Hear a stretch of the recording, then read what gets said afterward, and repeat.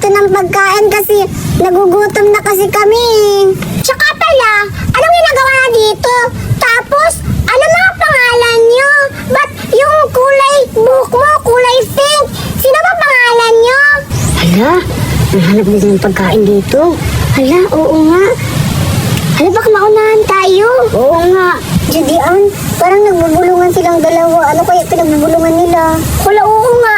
Hoy! Bakit kayo nagbubulungan dyan? Tinatanong ko kayo kung anong mga pangalan ninyo. Oo nga. Hindi kami nagbubulungan. Ako pala si Siraida. Ako pala si Dominga. At saka, ano bang pangalan nyo? Pangit naman ang pangalan nyo, pang matanda. Uy, Duri, huwag ka bang ganun. Tsaka pala, ang pangalan ko, si Judian. At ako nga pala si Doray na maganda.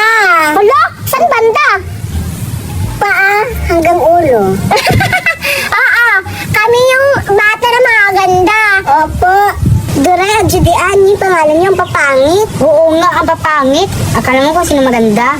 Ha? Hala, grabe sila nakapalat sa atin naman. Papangit natin yung pangalan natin. Kaya nga tignan mo naman yung pangalan nila, ang papangit. Tsaka na Judian, alis na tayo, magharap na tayo pagkain. Oo nga, alis na kami. Kasi malapit na maging gabi. Oo nga. Baka pinahanap na kami ng mga magulang namin.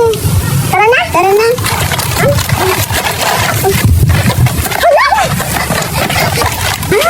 Hala, may nahulog. Pagkain si Raida. Hala, oo nga, Bakit ito yung pagkain. Hala. Anong pagkain? Hindi to pagkain, Soraya at Dominga. Plastic lang to. Oo nga. Anong plastic? Pagkain yan eh. Oo nga, parang dingdong nga yun eh.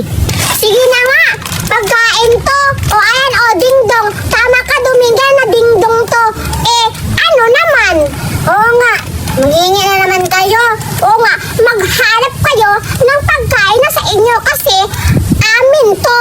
Di ba, Duray? Yes. Tignan mo. Yung sa akin, kinain ko na. Oo nga. Masarap. Kaya kayong dalawa, maghanap kayo ng sa inyo.